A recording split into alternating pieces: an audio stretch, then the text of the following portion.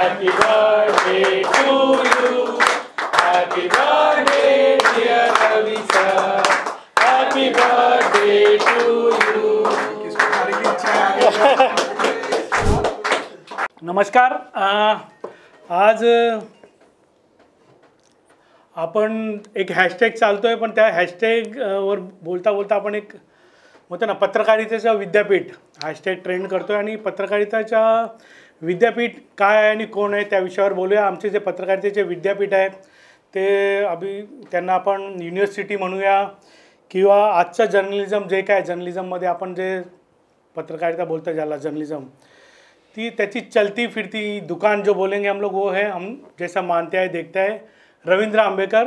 तो सबसे पहले मैं इस पत्रकारिता की चलती फिरती यूनिवर्सिटी को जन्मदिन की बधाई देता हूँ हमारे पूरे परिवार की तरफ से. मतलब एक मैक्स महाराष्ट्र ही परिवार नहीं, इस चलती फिरती यूनिवर्सिटी के अंडर में से जितने पत्रकार निकले उन सब की ओर से मैं इन्हें जन्मदिन की बधाई दूंगा. और सर आपको क्या कहें, रिपोर्टर कहें, ब्यूरो चीफ कहें, संपादक कहें, एक दोस्त कहें, भाई कहें या भगवान कहें, मतलब जितने शब्द तारीफ़ में इस्तेमाल किए जाए उतने कम है. इसके पहले मैंने कभी ना कोई ऐसा स्पीच लिखा है मैंने खुद लिखा है, ना कभी किसी के लिए बोला है.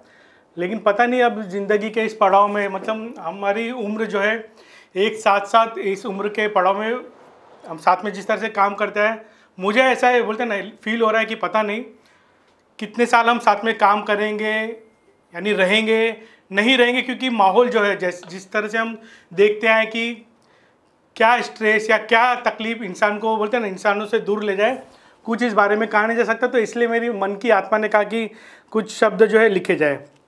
दोस्त क्या है? दोस्त क्या याद है आपको IBN 7 का अपना न्यूज़ रूम? दोस्त क्या याद है आपको IBN 7 का अपना न्यूज़ रूम जहाँ दिल्ली की असाइनमेंट की गाली और हमको उस गाली से बचाने के लिए दोस्ती निभाने का आप काम किया करते थे. और अपने नाम की बड़ी स्टोरी आइडिया के सामने हमारा नाम आसानी से चिपकाया करते थे. मतलब ये है कि हम जहाँ फेल हो जाते थे, मतलब आप लोगों के साथ भी ये किस्सा होता है कि कोई स्टोरी नहीं होती तो क्या करें, लेकिन कभी कभार हमारा भी दिन ऐसा होता था कि हमारे पास कोई स्टोरी नहीं होती थी लेकिन इनके पास खजाना होता था. और आज भी है वो खजाना, सभी को पता है कि वो तुरंत हमारे नाम से चिपका देते थे. हमें भी नहीं पता होता था, सिर्फ कहते थे कि दिल्ली ने स्टोरी अप्रूव कर दी है, स्टोरी है और इस पर ये बाइट लेना और ये स्टोरी आज आपको करनी है. तो हमारे नाम से स्टोरी चिपकाते थे, वो सब याद है. क्या याद है वो मेरा सुबह शाम आपको असाइनमेंट की टॉर्चर वाली शिकायतों का कॉल? क्या याद है आपको मेरा वो सुबह शाम असाइनमेंट की टॉर्चर वाली शिकायतों का कॉल जिसे घंटों सुनकर आप हमेशा हंस कर उसका समाधान निकाला करते थे? असाइनमेंट हमको सभी को पता है कि किस तरह से आप लोगों ने फेस किया नहीं है कि असाइनमेंट किस तरह से टॉर्चर करता है, तो क्या बीतती है. उस वक्त पे मैं भी IBN 7 में था तो वैसी चीज़ें मेरे साथ भी बीतती थी. सुबह शाम काम पर लगाया जाता था, लेकिन ऐसा लगता था कि शायद पूरी कंपनी में मैं अकेला ही काम कर रहा हूँ, जबकि हमारे वक्त पे काम करने वाले बड़े धुरंधर पत्रकार थे हमारे साथ IBN 7 में, सब बड़े बड़े जर्नलिस्ट थे. लेकिन मुझे ही लगता था कि मुझे ही सताया जाता है, मैं अकेले ही कंपनी के लिए काम कर रहा हूँ, ऐसा मुझे फील होता था. तो मेरा यही कहना है कि क्या याद है वो मेरा सुबह शाम आपको असाइनमेंट की टॉर्चर वाली शिकायतों का कॉल जिसे घंटों सुनकर आप हमेशा हंस कर समाधान निकाला करते थे? कैमरामैन के साथ कैमरामैन बनकर, रिपोर्टर के साथ रिपोर्टर बनकर और एडिटर के साथ एडिटर बनकर आपने जो हर किसी के साथ तालमेल बिठाया है, तभी तो उन सभी ने आज आपका जन्मदिन चारों ओर सोशल मीडिया पर जोर शोर से मनाया है. जब तक आप IBN 7 जैसे संस्थान से जुड़े थे,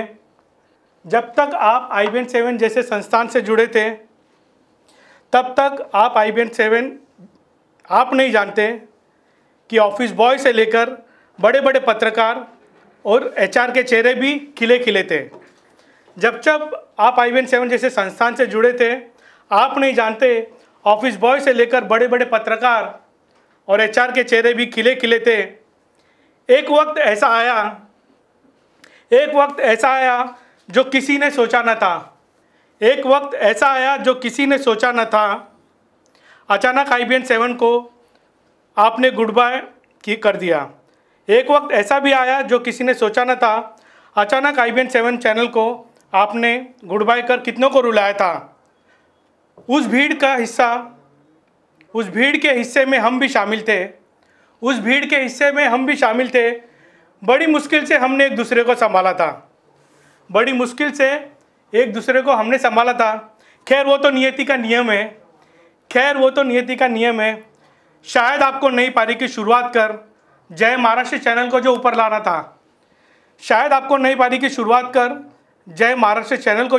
था।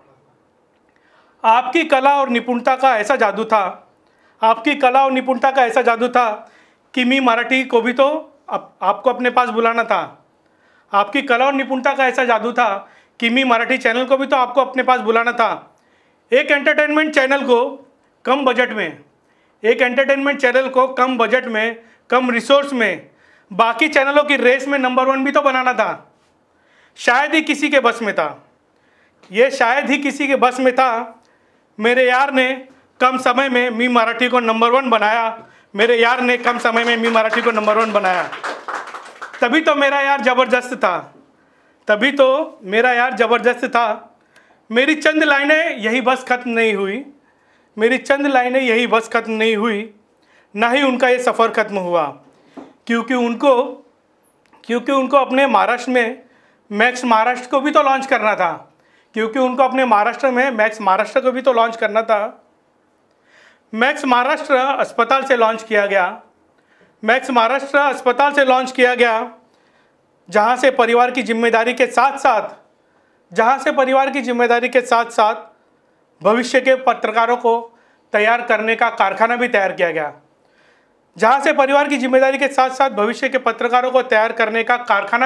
गया। आज ऐसा कोई चैनल नहीं जहां मैक्स महाराष्ट्र के कारखाने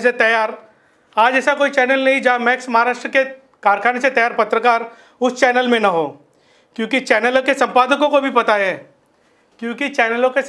को भी पता है जो पत्रकार मैक्स महाराष्ट्र से आया है उसे तो साक्षात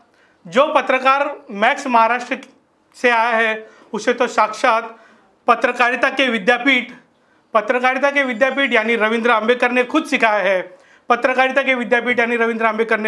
है। तभी तो कहता हूँ, चलते फिरते पत्रकारिता के इस विद्यापीठ से जो कोई पत्रकार अनजान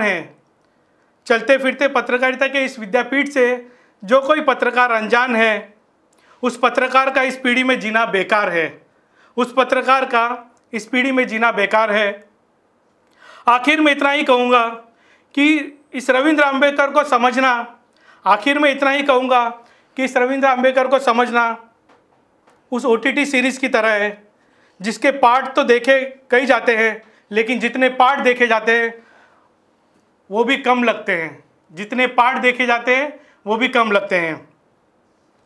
और एक बात और कहूँगा, भगवान राम को तो सभी ने देखा है तस्वीरों में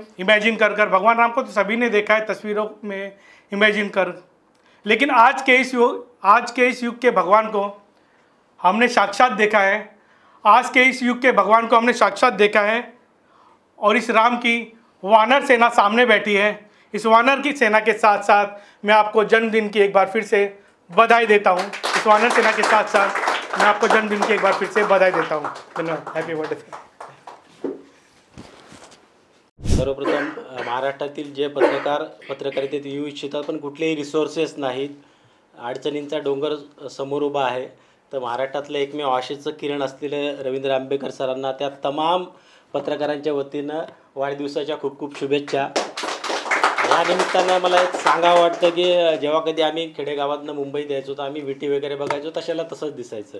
तर आज 20-25 वर्षानंतर पुन्हा बघतो की 25 वर्षा पहिले रवी सर जे फील्डवर दिसायचे आजही तसेच दिसतात। थोडेसे आता ते वयोमानाप्रमाणे त्यांच्यात चेंजेस झालेत, लोक खूप बघितली आयुष्यामध्ये, पण माणूस म्हणून पत्रकारितेत बघितलेले जे मला भावलेलं व्यक्तिमत्व आहे ते रवी सरांचं आहे. मी 2-3 उदाहरणं देतो, फार काही मी फिलॉसॉफिकल बोलणार नाही, की माणसाचं व्यक्तिमत्व जे आहे ते त्यांनी केलेल्या कामातनं त्याच्या कृतीतनं दिसतं. एक छोटासा इन्सिडन्स सांगतो की लातूरमध्ये एक अपघात झाला होता. मी याचा जेव्हा कधी अनुषंगाने उल्लेख येतो तेव्हा सांगतो की लातूरमध्ये एका मुंबईतल्या पोलीस अधिकाऱ्याच्या मुलाचा ॲक्सिडेंट झाला होता. अक्षरशः रोडच्या हिंदी में बोलता हूँ, एक पुलिस अफसर थे बम्बई के, जिनके बेटे का एक एक्सीडेंट हुआ था लातूर में, यहाँ से करीबन 600 किलोमीटर दूरी पे, और रोड के साइड में वो बच्चा खून से लथपथ ये था. लोकल के लोग आ रहे थे, जा रहे थे, देख रहे थे, लेकिन किसी ने उसको देखा तक नहीं, देख के आगे निकल गए. और नांदेड़ से रवि सर आ रहे थे, जस्ट देखा कि एक्सीडेंट हुआ है, रुके, कैमरा नहीं निकाला, कैमरा मैन को बाहर निकाला. वो ज़ख्मी जो था उसको उठा, उसका हाइट 6 फीट, उसका वेट होगा 100 किलो, उसको उठाया रवि सर ने अपने मांडी, मतलब यहाँ पे उसको लिटाया.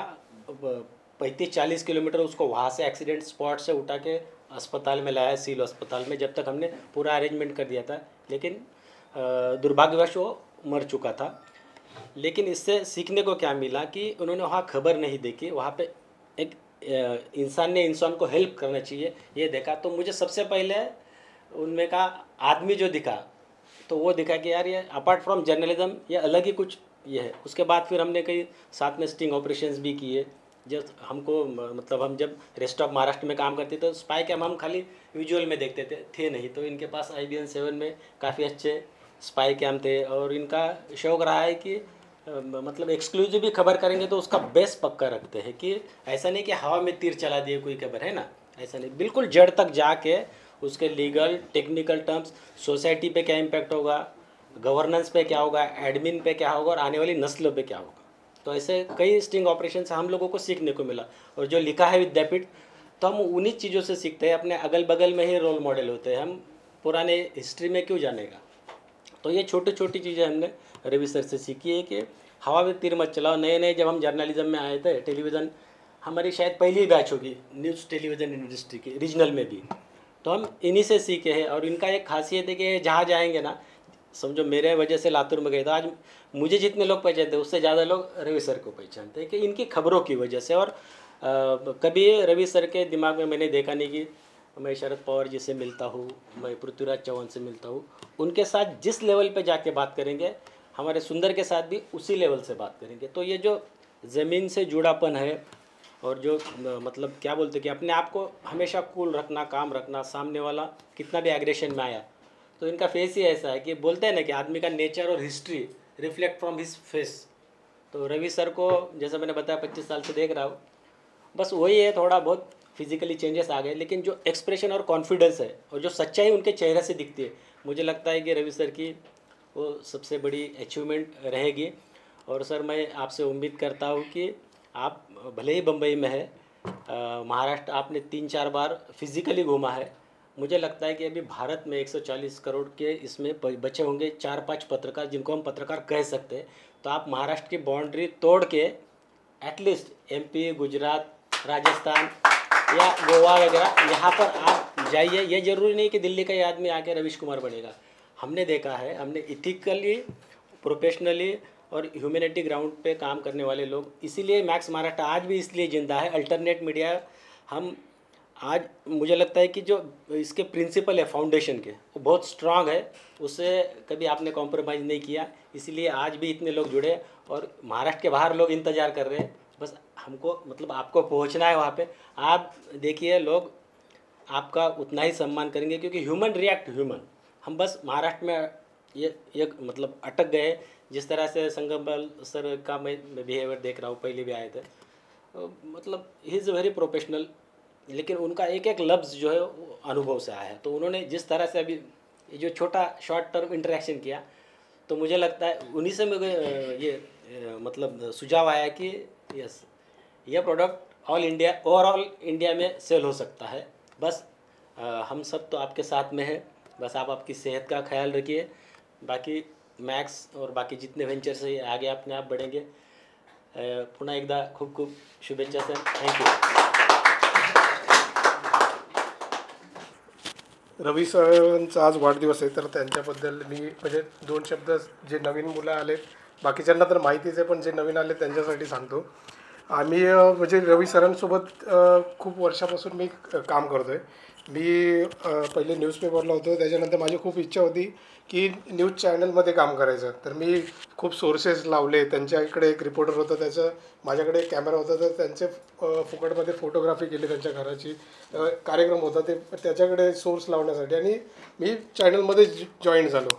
त्याच्यानंतर आपल्याला पहिले म्हणजे एंटर केल्यानंतर चॅनलमध्ये नेमकं काय असतं ते काहीच माहीत नव्हतं. तर मी जवळजवळ 45 दिवसांची इंटर्नशिप असते, तर मी 3 महिने काहीतरी इंटर्नशिप केलेली. मग त्याच्यानंतर त्यांनाही काहीतरी जाणवलं माझ्यामध्ये, आणि त्यांनी मला जॉब ऑफर केला तिथेच, म्हणजे इंटर्नशिपमध्येच मला जॉब ऑफर केला. त्याच्यानंतर मी तिथे कंटिन्यू करत गेलो. आणि म्हणजे जसं मनोज सरांनी उल्लेख केला की काही सोर्सेस नव्हते आमच्याकडे. म्हणजे सगळं जे काही होतं ते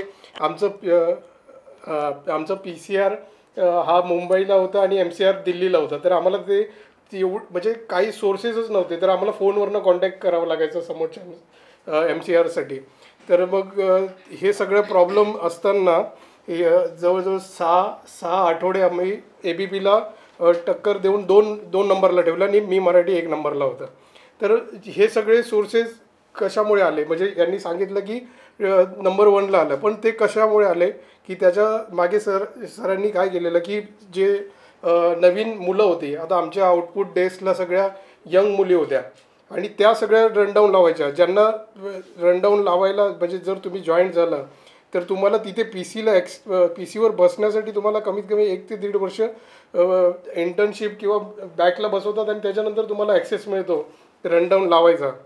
तर सरांनी 1 ते 2 महिन्यात ट्रेन झालेल्या मुलांना रनडाऊन लावायची संधी दिली, आणि तेच मुलांनी हे सगळं घडवून आणलं. आणि खरं म्हणजे की तुम्हाला प्लॅटफॉर्म ओपन करून देणं हे सगळ्यात मोठी गोष्ट असते. ते प्लॅटफॉर्म रवी सरांनी प्रत्येक वेळेस आणि प्रत्येकासाठी ओपन करून दिलेलं आहे.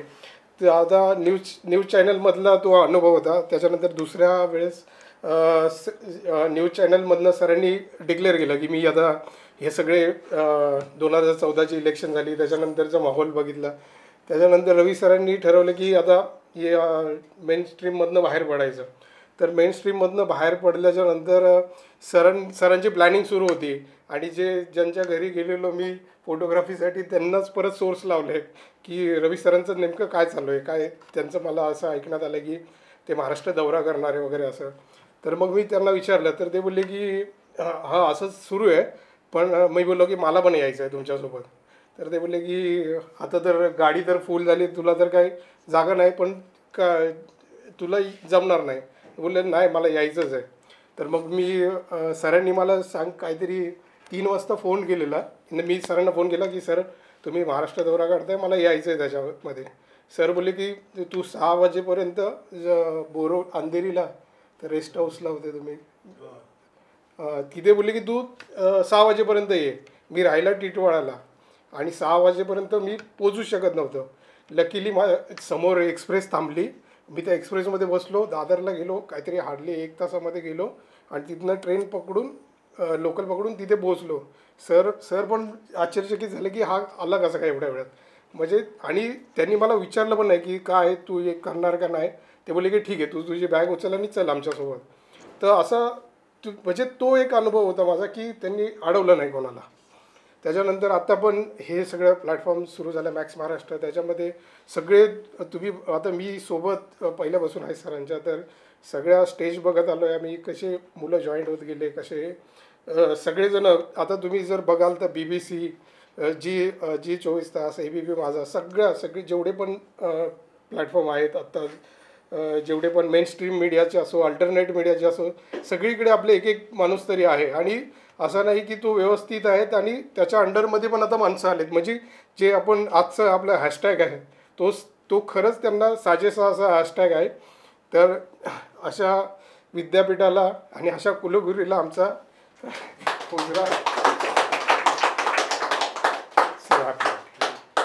थँक्यू. सगळ्यांनी म्हटले प्रभू राम आहेत आणि आपण याचे बंधन, हां वानर काय. तर मी म्हणतो हे मदारी आहेत आणि मी त्यांचा माकड.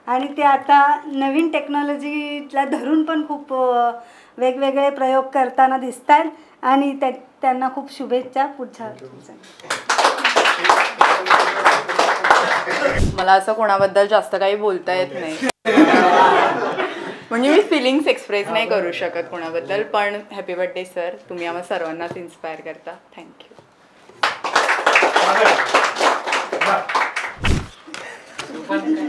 मी तर काय लिहून नाही आणले आणि काय बोलणार आहे ते पण माझं काही एवढं हे नाही, प्रिपेअर नाही केलं.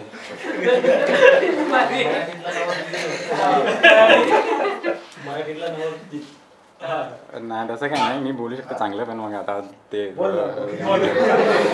काय बोलतात ते काय हां. तर सरांचा वाढदिवस आहे, सरांना वाढदिवसाच्या शुभेच्छा. सर म्हणजे असं नॉर्मली जरी बोलत असले ना तरी ते नाही का एक ॲप्लिकेशन आहे कुकू FM, ते म्हणजे आपले पुस्तकं असतात ते ऑडिओ स्वरूपात सांगतात. असं सर बोलायला लागले तर असं वाटतं की एखादं पुस्तकं वाचतं नाही का, तसं आहे. सरांकडनं खूप काही म्हणजे शिकण्यासारखं आहे. अजून शिकलेलं नाही आहे मी. सरांनी सांगितलं होतं एकदम स्टोऱ्या करायला सुरुवातीलाच मला, तर त्या मी अजून केल्या नाही. पण मग सरांनी तर म्हणजे माझ्यामध्ये पोटेन्शियल आहे, पण मी अजून ते हे नाही करू शकले, पण ते नक्की लवकर करेल मी. आणि माझा कॉन्फिडन्स आहे सर, पण मग आता काय बोलतात त्याला थोडं हां दिवस वाईट चालले असं बोलतात ना, तसं काहीतरी चालू आहे असं वाटतंय मला. आणि वाईट दिवस चालतात तसं बोलतात ना तसं हां बॅट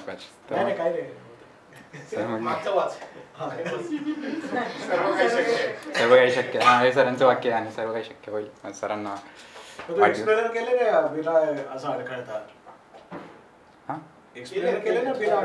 हां माझं तो तसं काही प्रॉब्लेम नाही आहे, पण हां तर मग एवढंच होतं.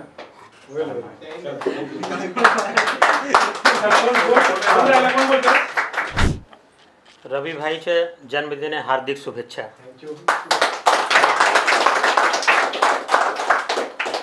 मैं ऐसा मानता हूँ कि हम लोगों का जो जीवन है वो हमारी अपनी योजना से नहीं चलता है. इसमें परमात्मा का या जो भी हमें बनाने वाला है उसकी बहुत बड़ी योजना होती है. तो आज मुझे पता भी नहीं था कि रवि भाई का जन्मदिन है. वो गुरप्रीत मेरे ऑफिस में गया तो मैं बोला रवि भाई किधर है, बोले रवि भाई आज कहीं जा ही नहीं सकते, आज उनका जन्मदिन है वो ऑफिस में. तो मैंने कहा चलो मैं भी चलता हूँ और मैं इधर आ गया. तो बहुत अच्छा मौका है. और ये जो माहौल देखने को मिलता है रवि भाई, असल में ये उपलब्धि है. आज के जीवन में आपको बता रहा हूँ, आज के जीवन में दो आदमी आपके साथ मिलना बड़ी मुश्किल की बात है जिससे आप दिल खोल के बात कर सको. और इतने सारे चेहरे जो आपको एक इंस्टीट्यूशन का दर्जा दे रहे हैं और वही प्यार आपको है कि इनको कैसे आगे बढ़ाओ, कैसे आगे लेके जाओ, कैसे इनके जीवन में तरक्की लाओ. तो ये प्यार और ये मोहब्बत इससे बड़ी दौलत है नहीं. आप जितना मर्जी पैसा कमा लो, जितना मर्जी कमा लो, लेकिन ये दौलत कमाई नहीं जा सकती और ये खरीदी भी नहीं जा सकती. So I am very blessed here today to celebrate the occasion. जहाँ से मनोज ने छोड़ा था कि राम जी और राम जी की सेना, बीच में एक बड़ा महत्वपूर्ण किरदार आप भूल गए. एक भजन है कि दुनिया चले ना श्री राम के बिना, राम जी चले ना हनुमान के बिना, रावण मरे ना श्री राम के बिना, लंका जले ना हनुमान के बिना. तो अगर आप हनुमान जी का किरदार भूल जाते हैं तो बहुत बड़ी भूल हो जाती. तो मैं उसी मनोज के संदर्भ को आगे ले जाता हूँ. और क्योंकि मैं कॉरपोरेट कैरियर में हूँ पिछले 20-25 सालों से, एक बिज़नेस घराने से हूँ, तो बिज़नेस का थोड़ा बहुत आइडिया है. और उसी से मैंने अध्ययन किया है कि हनुमान जी का जो रोल है, जो सीख है, वो हमारे व्यापारिक जगत में व्यापार के लिए हमारी अपनी पर्सनल लाइफ में कितनी रेलेवेंस है, कितनी उपयोगी है, उसके ऊपर मैंने कोरिलेट करने की कोशिश की है. और थोड़ा साधारण भाषा में आपसे बात भी करूंगा. और ये सारा रामायण का है, मेरा कुछ भी नहीं है, लेकिन हम लोग जस्ट इसका एक संस्मरण कर रहे हैं. तो क्या है, the Hanuman complete corporate learning. अगर आप इसमें, हम लोग अभी 20-25 लोग बैठे हुए हैं ना, अगर आप इनको समझते हो तो एक एक आदमी एक एक रवि है। और ये रवि भाई की उपलब्धि होगी। आप जानते हो कि किसी भी टीचर की, किसी भी शिक्षक की सबसे बड़ी उपलब्धि क्या होती है, कि उसका जो शागिर्द है, उसका जो स्टूडेंट है, जो विद्यार्थी है, वो उससे ऊपर जाए। आप देखेंगे कि जो छोटे स्कूल में या बड़ी यूनिवर्सिटी का भी जो प्रोफेसर है, वो भी छोटी गाड़ी से चलता है या साइकिल से चलता है, लेकिन उसके पढ़ाए लोग प्राइम मिनिस्टर बनते हैं, फाइनेंस मिनिस्टर बनते हैं, बड़े कॉरपोरेट्स घराने के मालिक बनते हैं, ब्यूरोक्रेट्स बनते हैं, दुनिया चलाते, देश चलाते, लेकिन फिर भी वो उसी विद्यालय में रहता है। अगर कभी उसने ये सपना सोच लिया कि मैं जिनको बनाता हूँ मैं खुद क्यों ना बनूँ, तो ये सब बनेंगे कहाँ से? तो जो टीचर का कंट्रीब्यूशन है ना, जो एक शिक्षक का जो कंट्रीब्यूशन है समाज के अंदर, वो बहुत बड़ा है। ये बात वहाँ से आती है, आप लोगों को याद होगा कि यहाँ तक पता चल गया कि सीता मैया श्रीलंका में है।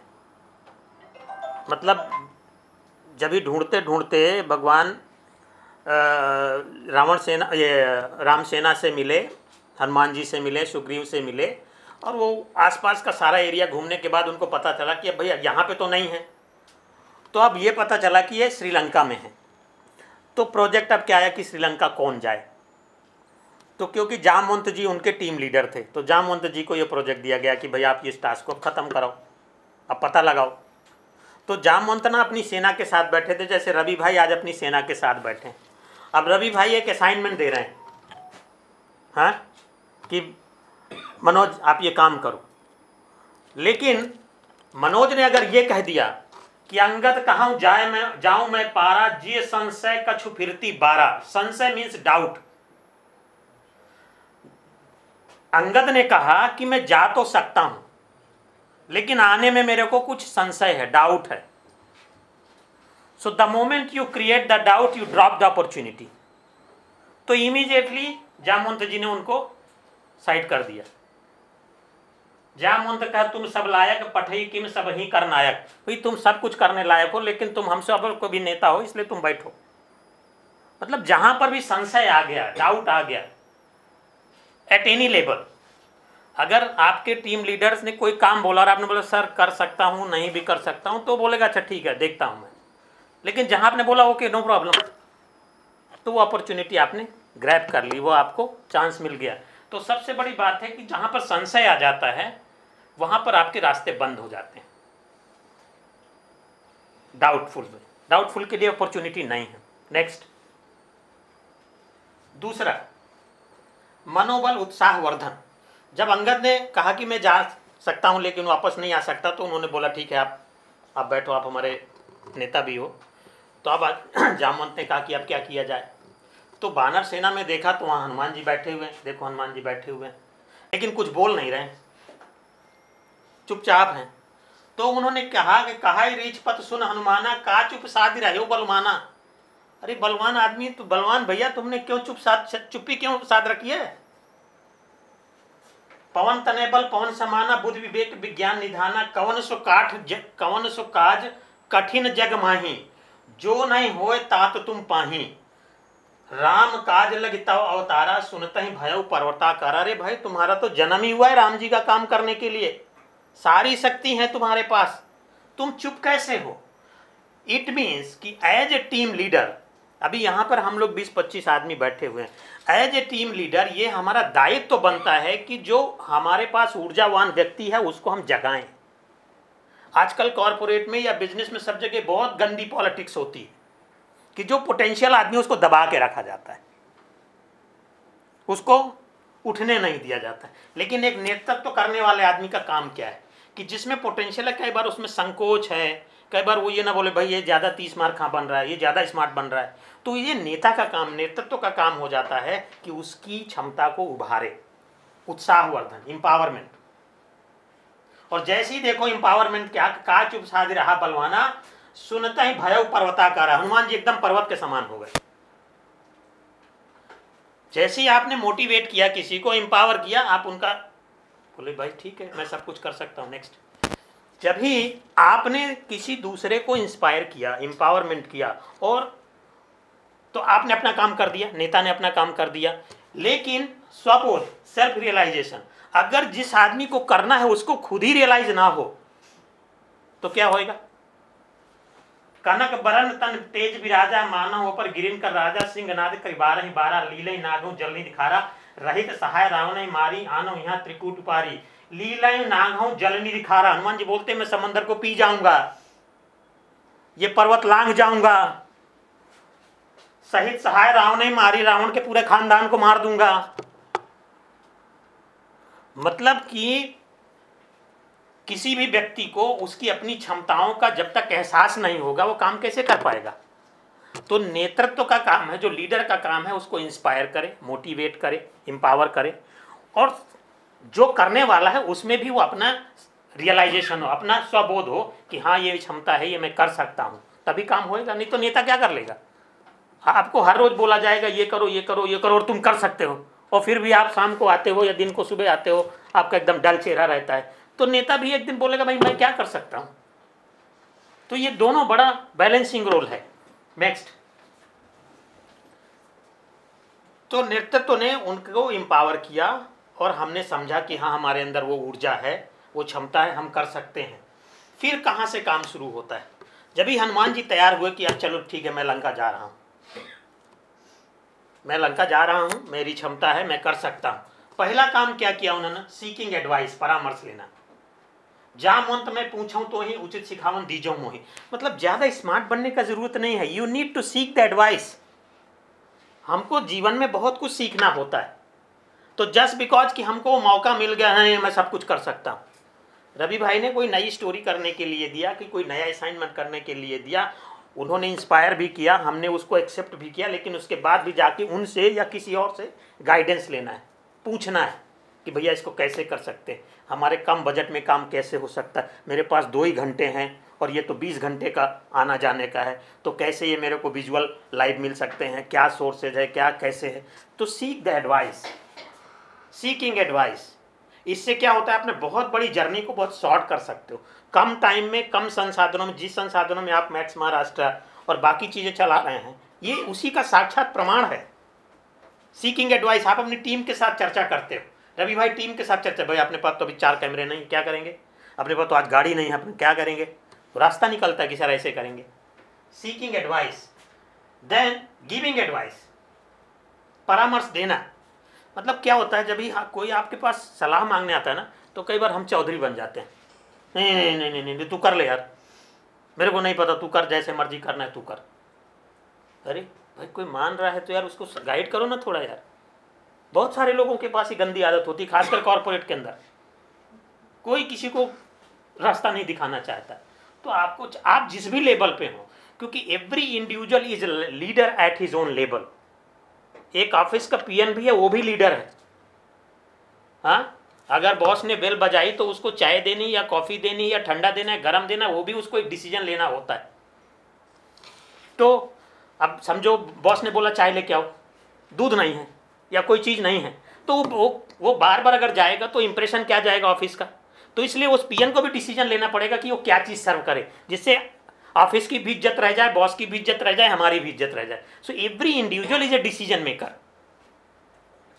इसलिए परामर्श देने का है। तो इतना करो तात तुम जाई, सीते ही देख कहो सुधाई। जब हनुमान जी ने जामवंत से पूछा कि मेरे को कुछ गाइडेंस करो, आप मेरे को बताओ कैसे करना है, तो उन्होंने क्या बोला उन्होंने उनको एडवाइस दी और साथ में एक ऑर्डर भी दिया, because he was the boss. तो उन्होंने ऑर्डर भी दिया। क्या ऑर्डर दिया? सीता ही दे के कहो सुधी आई। तुम जाओ, सीता माँ को देखना और देख करके मैसेज देना, संदेशा लेके आना। बस सीता को देख के आप लोग उनकी खबर देना है और कुछ नहीं करना, क्योंकि जब ही उनको शक्ति का एहसास हो गया तो ये कुछ भी कर सकता है। वहाँ बोल भी दिया कि मैं रावण को खानदान सहित नष्ट भी कर दूंगा। तो जब भी आपको अपने सबऑर्डिनेट के पोटेंशियल का पता हो, उसको रिस्ट्रिक्ट भी करना होता है, नहीं तो पता नहीं क्या डिजास्टर हो जाए। आपने किसी को मुख्यमंत्री का इंटरव्यू लेने बोल दिया, तो आपको उसकी लाइन और लेंथ को भी ठीक करना, नहीं तो पता नहीं वो है तो इंस्टीट्यूशन को रिप्रेजेंट कर रहा है। सो उसकी लाइन लेंथ तय की गई क्या, सीते देख कौशुदे जाओ, सीता माता की खबर तुम उनको देखो कि वो कहाँ है और खबर लेके आओ। देन आदेशानुसार कार्य, नोइंग सेल्फ, जब भी आपको इंस्ट्रक्शन मिला कि आपको इस बाउंड्री के अंदर ये काम करना है तो वही काम करना है। जब भी गए और माता जी का हालत देखा भगवान हनुमान ने, तो उनसे रहा नहीं गया। इतनी दीनहीन अवस्था में थी अशोक वाटिका में, तो उन्होंने कहा क्या कि अबा ही मात में जाऊं लवाई, प्रभु आयस नहीं राम दुहाई। मतलब मैं अभी आपको ले जा सकता हूँ माते, कोई इसमें संशय नहीं है, लेकिन मेरे को ये इंस्ट्रक्शन नहीं, I am not allowed to do this task. आज माझ्यासाठी तुम्ही अख्खा दिवस खर्ची घातला, तर ते काय म्हणजे मी तो घालू दिला नसता तुम्हाला. पण एक वाटचाल आहे ही, आणि नेहमी आपण एक संस्था म्हणून हे सगळ्या गोष्टी बघत असतो. मी याला एक परिवार म्हणून बघतो. माझ्या संपूर्ण परिवारामध्ये कोणी उद्योग केलेला नाही, आणि मीच हा पहिल्यांदा असा उद्योग केलेला आहे की जो आज मी जर कुणाला सांगितलं की मी असलं काहीतरी करतोय, तर लिटरली मला अनेक लोक, सगळ्या फील्डमधली लोक मला सांगतात की कशासाठी करतोयस. हा आदबट्ट्याचा व्यवहार आहे. याला प्रॉफिट लॉस बॅलन्स शीट आपण जर बघितली, सो CA सुद्धा मला नेहमी विचारतो की का करतो हे कसं मॅनेज करायचं, कसं चालवायचं, याचा कधी विचार केला नव्हता. सागर होता पहिल्या दिवसापासून. आम्ही कधी प्लॅन केला नव्हता बजेटचा. आम्ही म्हटलं होतं काहीतरी सुरू करता करता ते एवढं वाढता असं वाढलं की पहिल्या दिवशी आम्हाला असा विचार होता की आपल्या गाडीमध्ये डिझेल म्हणजे फिरायचं होतं ज्या वेळेला, तर डिझेल किती टाकायचं आहे आणि त्याचा किती खर्च येऊ शकेल, एवढंच आम्ही बजेटिंग केलं होतं. त्याच्या पलीकडचं आम्हाला काही माहीत नव्हतं. आणि महाराष्ट्रात कुठेही फिरायला गेलं तर आम्हाला पैसे लागत नाहीत. तो पूरे महाराष्ट्र में हम लोग अगर घूमने निकले यहाँ से, तो सिर्फ मुंबई के बाहर जाने का डीजल का खर्चा हो सकता है. उसके आगे लोगों ने कई जगह पे हम लोग इंटरव्यूज़ के लिए रुके, तो वहाँ पे लोग गाड़ी लेके जाके डीजल डालते थे. रहने का खाने का कहीं पे खर्चा नहीं आया. तर सगळ्या महाराष्ट्रामध्ये आम्हाला काही खर्च लागला नाही. आम्ही गृहीत धरलं होतं की आमचा सगळा टूरचा खर्च 8 लाखाच्या आसपास होईल वगैरे. ते साधारणतः 3 महिने कंटिन्युअसली बाहेर राहायचं होतं, आणि आमचे सगळेच पैसे वाचले. मग तेच पैसे इन्व्हेस्ट करून हे सुरू केलं. तोपर्यंत ही इन्व्हेस्टमेंट बेसिकली इक्विपमेंट्स, संस्था उभी करण्यामधली नव्हती. माझ्या डोक्यात असं होतं की आपण लोकांमध्ये इन्व्हेस्ट करावी, आपण लोक तयार करावी, त्यांना ट्रेनिंग द्यावं, असं काही डोक्यात नव्हतं. पण ते ऑटोमॅटिकली होत गेलं. ऑटोमॅटिकली लोक येत गेली, शिकत गेली, पुढे जात गेली.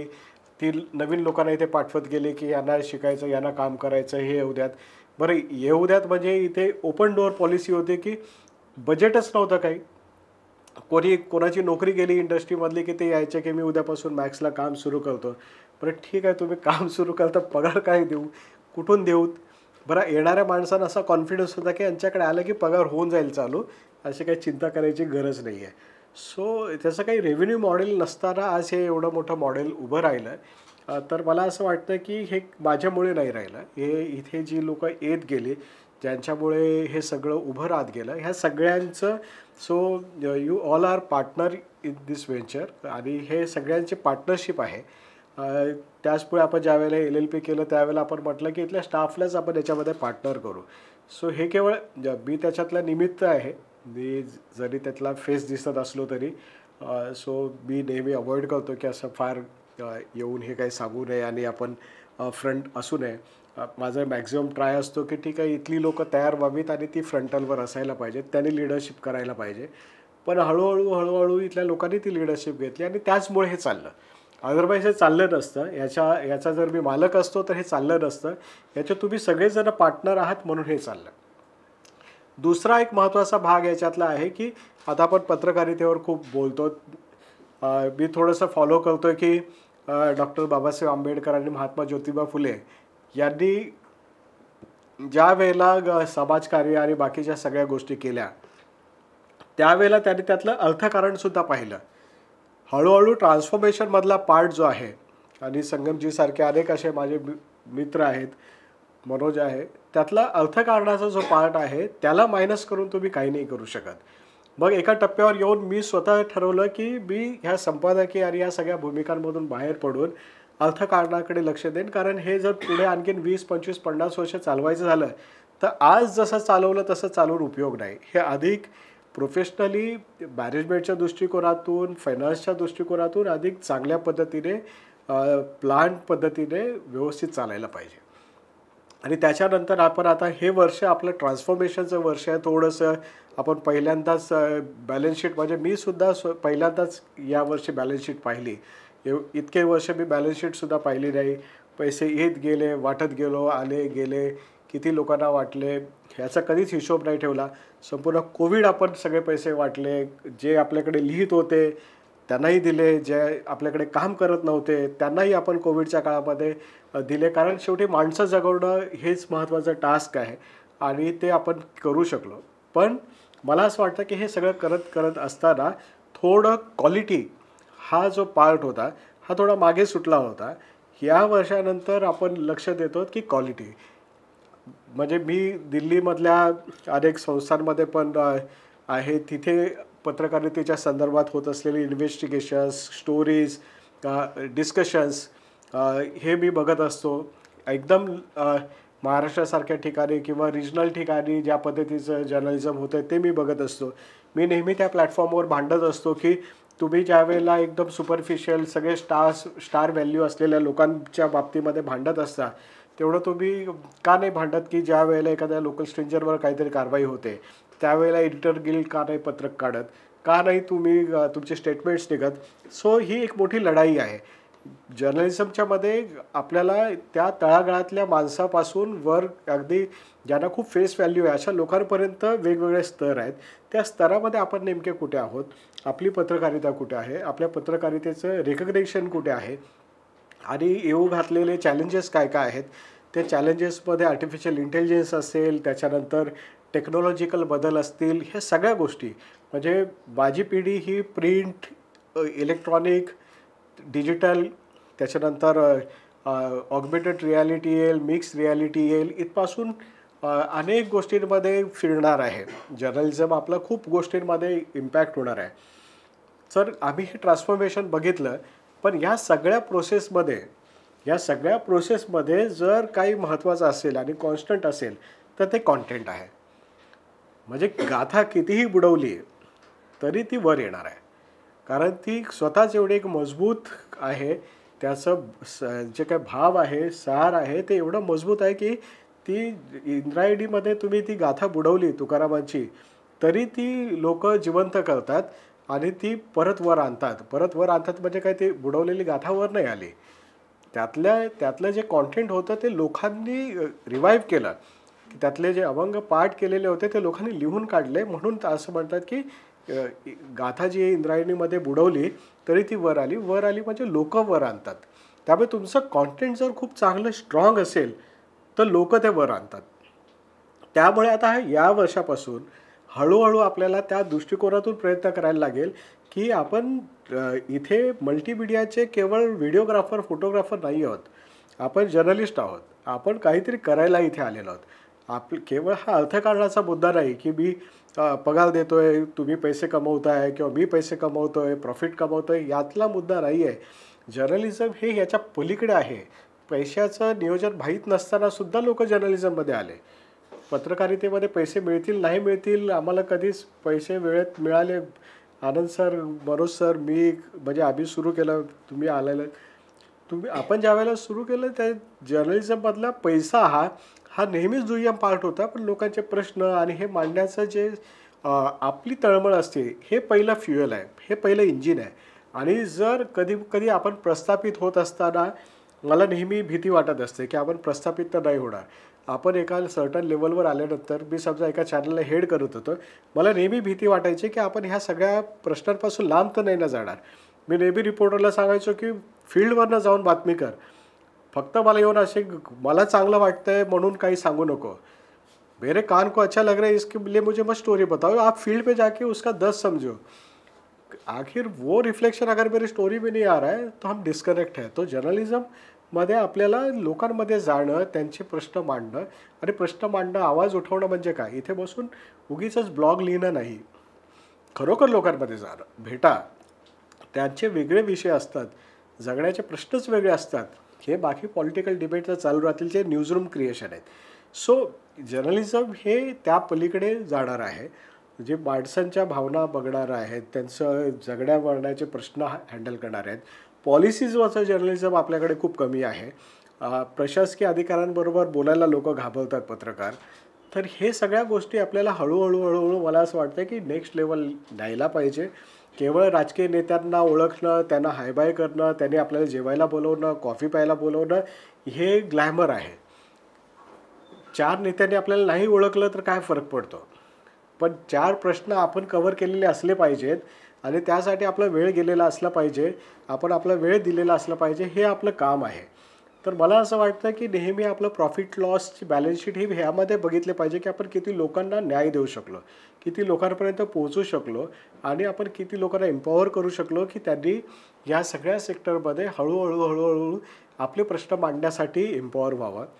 नवीन लोक आपण किती ह्या इंडस्ट्रीमध्ये आणू शकलो आणि किती सार्वत्रिकीकरण करू शकलो. बेसिक असं आहे की आता सगळे विटनेस आहात की ही इंडस्ट्री काही ठराविक लोकांच्या ताब्यात होती.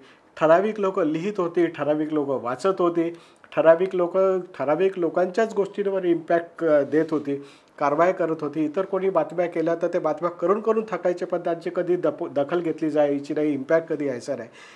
ह्याच्यातनं इंडस्ट्री हळूहळू आता सामान्य लोकांच्या हातामध्ये यायला लागली. आज मोबाईल ज्याच्याकडे तो जर्नलिस्ट आहे. कंटेंटचं एवढं सार्वत्रिकीकरण झालेलं आहे की TV चॅनल्स आणि यांच्यापेक्षाही जास्त चांगलं कॉन्टेंट यूट्यूब, फेसबुक आणि बाकी मीडियमवर आपल्याला पाहायला मिळतं. आपल्याला तर लक्षात पण नसतील की आपण किती ब्लॉगर्स दिवसभरात बघतो. लाखोनी लोक कॉन्टेंट तयार करत आहेत आणि मग त्यात आपण जर्नलिस्ट म्हणून काय करणार आहोत. मध्यंतरी फेसबुक, यूट्यूब बरोबर आमचं डिस्कशन होतं. मी सांगितलं की मी रिपोर्टर आहे, मी काय रील स्टार नाही आहे.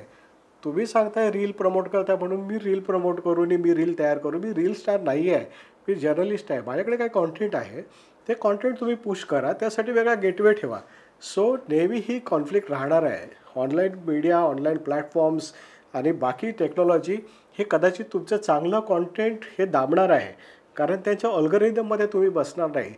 मला असं वाटतं की अल्गोरिदमच्या बाहेर जाऊन आपल्याला जर्नलिझम करता यायला पाहिजे आणि आपण जे काही अल्टरनेट मीडिया म्हणून, पण अल्टरनेट वगैरे काही नसतं, आपणच मेनस्ट्रीम मीडिया आहोत आणि आपण जे काय करतो हेच कॉन्टेंट हे अल्गोरिदम असलं पाहिजे.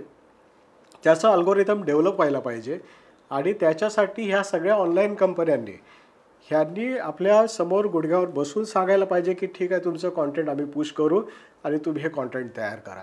म्हणजे तो फोर्स जर असेल, तसा ऑडियन्स असेल आणि तो व्ह्युअर जर उद्या असेल, तर जसं आपण कम्युनिटी गाईडलाईन्सच्या बाबतीमध्ये हे भांडून आपलं चॅनल परत मिळवलं आणि आपण भांडलो की हे कम्युनिटी गाईडलाईन्समध्ये तुमचं व्हायोलेशन आहे, पण ही बातमी दाखवणं हे माझं जर्नलिझम आहे. आणि मग त्या भांडण्यानंतर आपलं अख्खं चॅनल आपण परत मिळवू शकलो, जे आजपर्यंत इतर मेनस्ट्रीमचे 2 मोठ्या चॅनल्सचे यूट्यूब डिलीट झाले, ते परत आले नाहीत. आणखीन एक मोठं चॅनल आहे, त्याचं डिलीट आता झालं गेल्या महिन्यामध्ये, त्यांचं परत आलं नाही, पण आपलं चॅनल परत आलं कारण आपण कॉन्टेंटच्या दमवर भांडलो. मला असं वाटतं की कॉन्टेंटच्या आसपास राहा.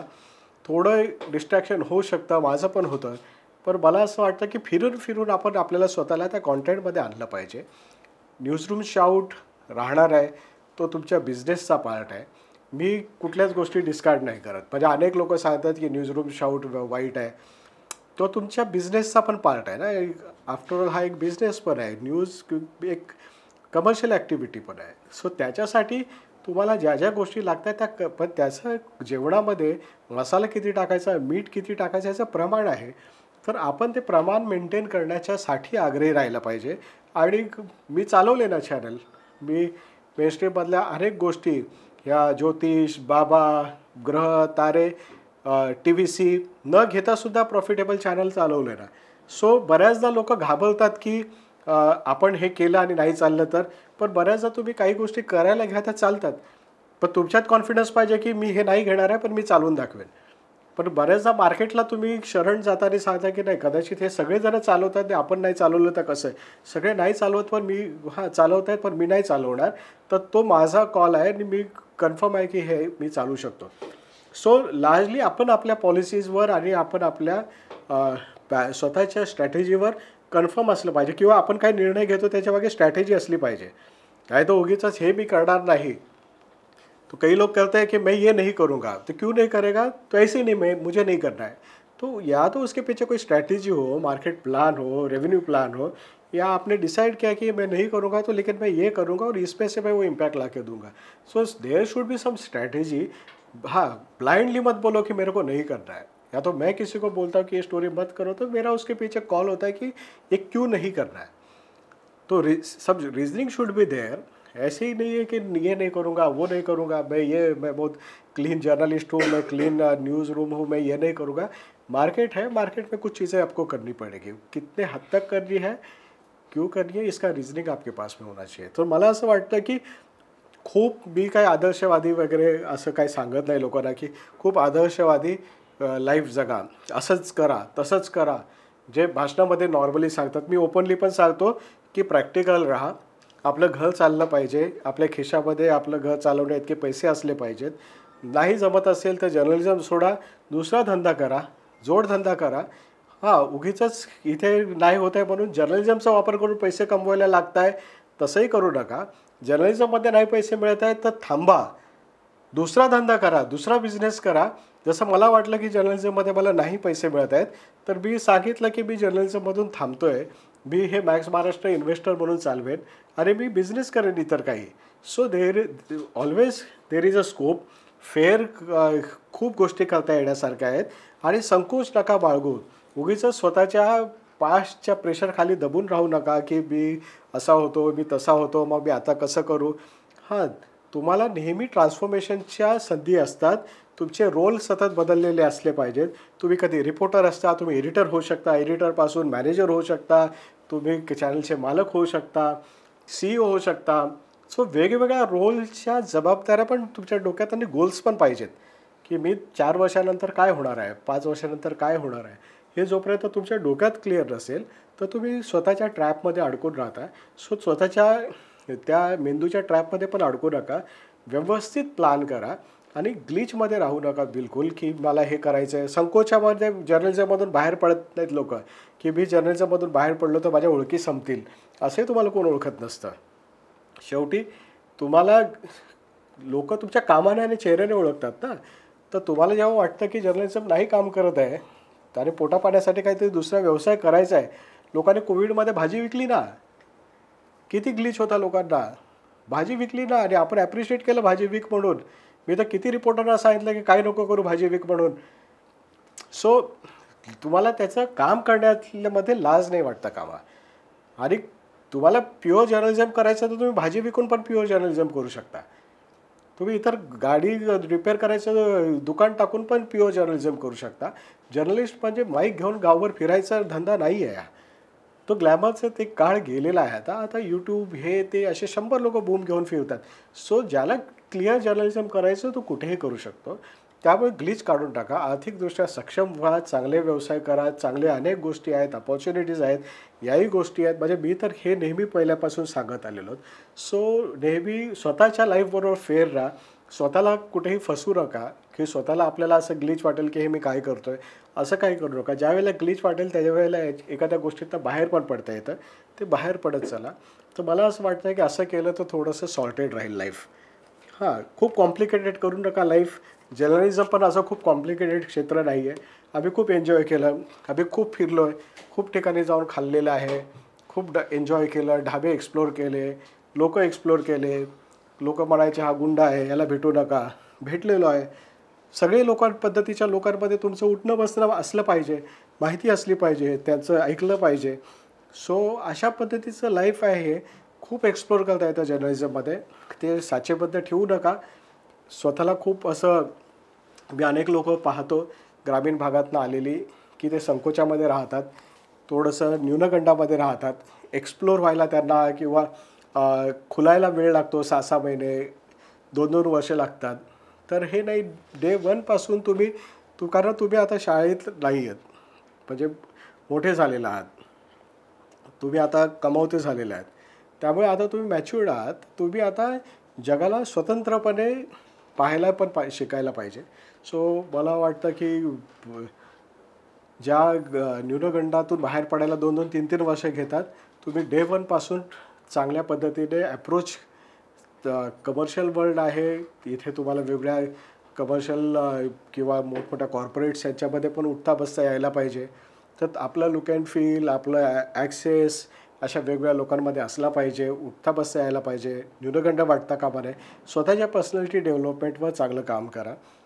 कारण शेवटी रिपोर्टर म्हणून आपण रिप्रेझेंटेटिव्ह असतो, आपण ब्रँड ॲम्बॅसेडर असतो आपल्या संस्थेचे.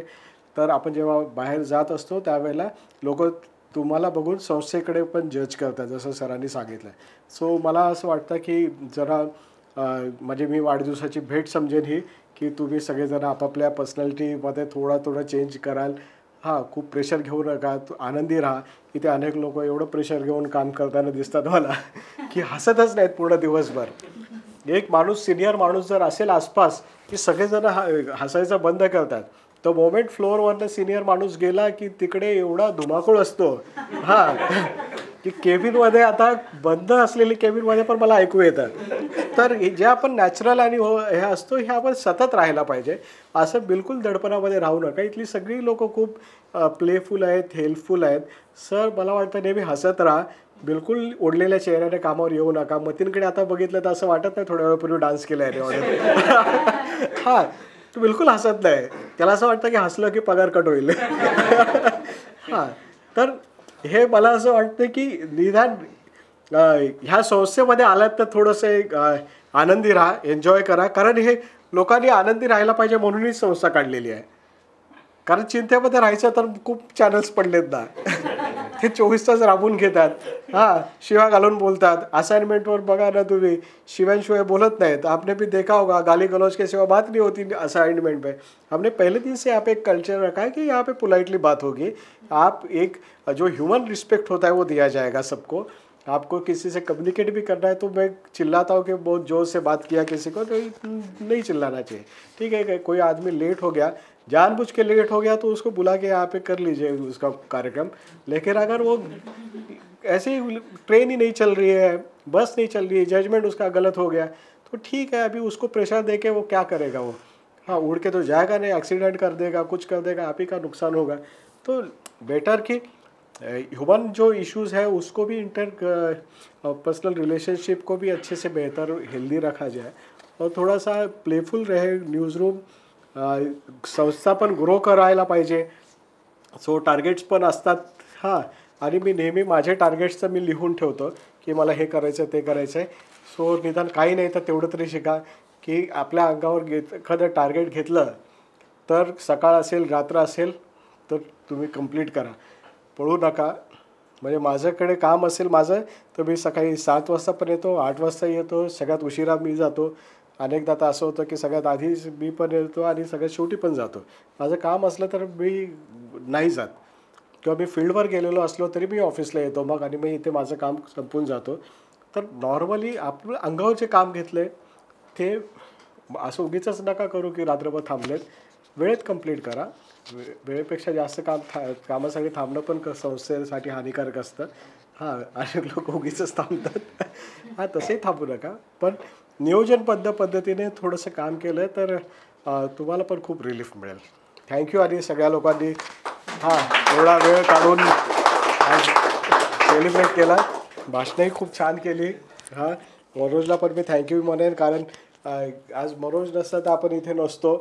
हां, आम्ही प्लॅन केला. आपल्याला मला वाटतं आम्ही गेलो होतो गिरगावला, तो इतनी सी जगह हमको मिली थी गिरगाव में, इतनी सी जगह. तो या तो ये ऑफिस उतनी सी जगह में होता तब, तो ये यहाँ पे नहीं होता. आणि अनेक लोकांनी ते वेळ दिला. म्हणजे मी तर आता नावं घेतली तर काही लोक हे पण होतील, इथे नाही आहेत काही लोक. अनेक लोकांनी इथे वेळ दिला, इथे राहिले, जेवण बनवलं, झाडू मारला, पाणी भरलं, उंदीर मारले. हां, इथे उंदीर मारण्याचं काम पण मोठं असतं, तेही केलं. पण इथे घरच्यासारखं म्हणजे घरी केलं नसेल तेवढी कामं इथे केलीत लोकांनी. म्हणजे घरच्या लोकांना माहीत पडलं तर मारतील एका दिवशी.